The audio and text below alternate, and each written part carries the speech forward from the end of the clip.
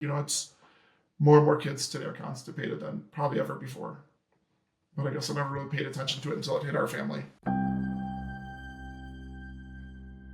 We fell into this trap, and this is what I relate our constipation issue to with Bradley, was we become busy. As families, we're cooking less and we're eating out more. And so we're eating a lot more processed food. The drive-through is too convenient. We as families are way too busy. We're cooking fewer meals, and we're eating fewer and fewer whole foods.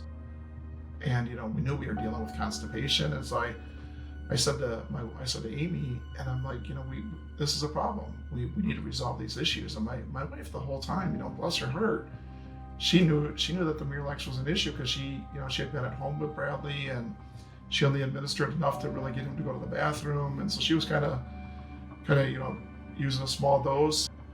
From the time he was born until the end of second grade, he was so typical, so compassionate, so loving, so just a good kid. And then the wheels literally they fell off the bus, and he was out of control. Besides the seizures, he was angry, and it was really awful because we didn't know at that time what was going on. He was really a loose cannon. He was out of control. Bradley is considered a problem because he's like pushing kids out of line. He's aggressive, he's angry, he's taking his homework. If he would have a timed math sheet, just crumble it up into a ball and just, kind of throw it off to the side. Like, he was really defiant. But little did I know, it's not him.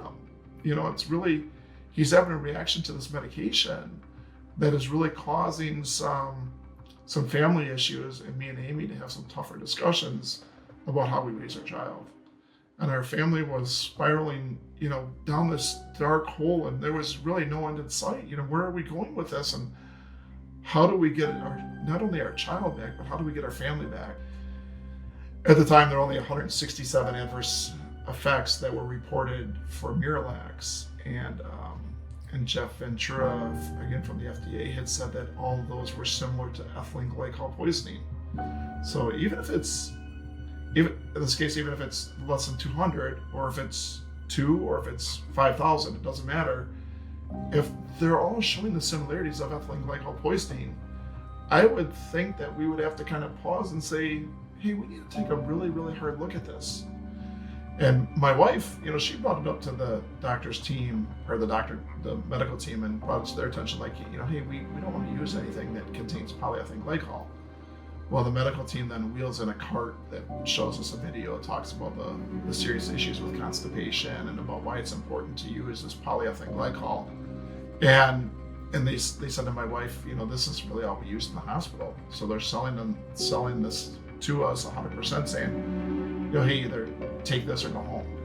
And now they're going to administer 236 grams, which is what they use on an adult for a colonoscopy. And so he got really sick. Bradley proceeds to have over 20 seizures the following 9 days. And so me and my wife, we agreed, hey, let's seek an opinion outside of traditional medicine, and let's seek out an opinion from a naturopath. And so we do a couple simple tests.